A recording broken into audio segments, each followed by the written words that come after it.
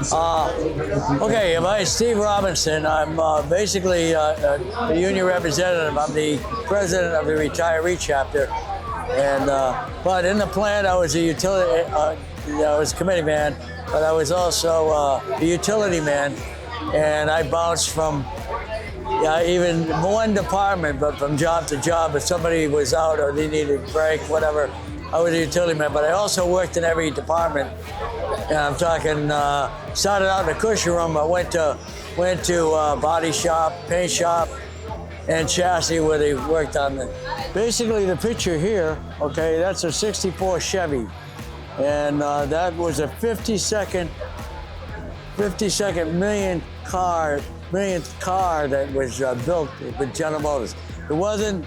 We didn't build 64 million in Framingham. That was all of GM, but that happened to be the 52nd million. I'm sorry, in 64 Chevy Impala. Some of the guys there, I didn't start until 1965. In 1965, we were building the Impala still. We were building the Chevy Impala, and we were building the Pontiac Parisienne. And that was a large, full-size car.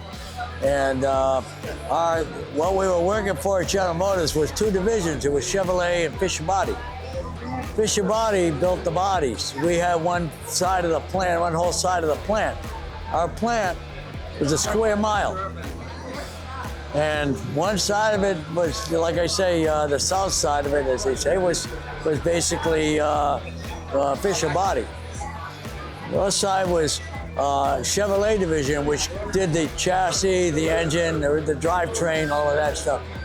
And as the car went through the body shop, okay, it would come up and it would go through the paint department, and then it would come down and come to a trim department. There were two trim departments, soft trim and hard trim, but it's all the interior of the car. And then it went over to chassis. But so what we built at the time, we built 52 cars an hour when that closed. And it started out when I worked there was 48, and then they increased it from 48 cars an hour to 52. I always said that anybody who has worked at General Motors could work any place in the world, because the work ethic they have is just incredible.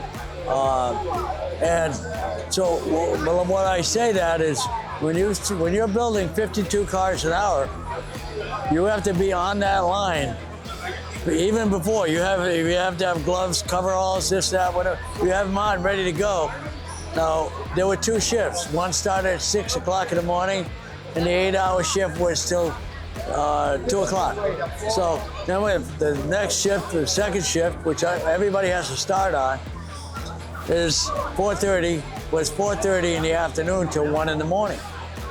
Well, we always, the whole time I worked there, and I was there from 1965, January, until my last day, they closed the plant, was July 27, 1989. Well, like I say, when you're on the line, you need to be there, because they had a time study also on those line jobs, that you would be on that job every minute. You were working 54 seconds out of 60. And they had time study, job studies on every job that was there. Each year, they would try to cut back to engineering, to making something easier to install, whatever. They didn't eliminate people, but what they did was, if somebody retired, they wouldn't. So when I started there were 5,200 people. There was maybe 3,700 when the plant went down, a little less than 4,000 actually. And but like I say, when you're doing that and you're on an assembly line, it ain't like you can walk off and say, well, I need to use the restroom or do this, that. You had a relief man. There was another person that you would call the phone and say, hey, I need a break, or I cut myself, or I got to go down to plant clinic, the hospital. Very important, very important. And the ones that gave the breaks, we had a 23-minute break for a 4-hour period. And if they went overtime, the second half you might have more. It averaged out to like, try to get like 6 minutes per hour, but you would take it at one time. But you didn't always take it at the same time. Your relief man had 7 people to relieve. So you might be first this day, you might be third or last the next day. But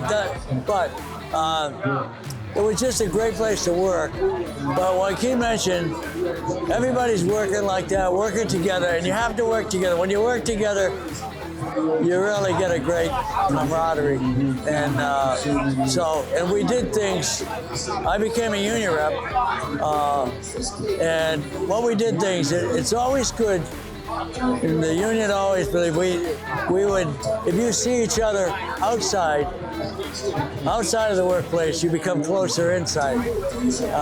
So we had a lot of things going. We'd have the union, we would have, okay, we'll rent some buses and go to the Celtics game and the Bruins game or the Sox game and or the Patriots. And we do that, and we had some great times.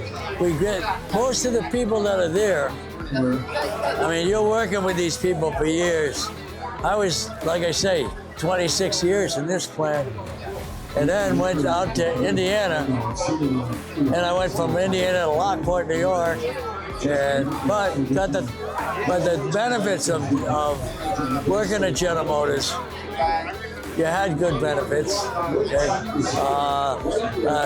Health care benefits. You had, paid absence allowance. You had, if you got hurt, the insurance was there and everything. It was just a great place to work. When I started there, it was like $3.05 an hour in January 1965. Doesn't sound like much money, but it was one of the top places around. And with that $3.05 an hour, I went out. I was 20 years old. I went out and bought a house. It was a Campanelli ranch house, 3-bedroom ranch, oversized garage, corner lot, for $13,500. You could buy a house. In fact, rule of thumb at that time was,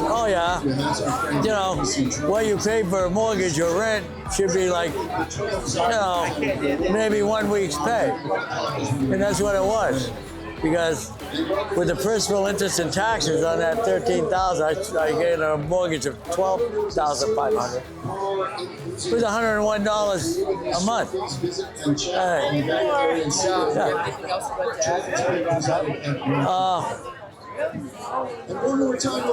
month.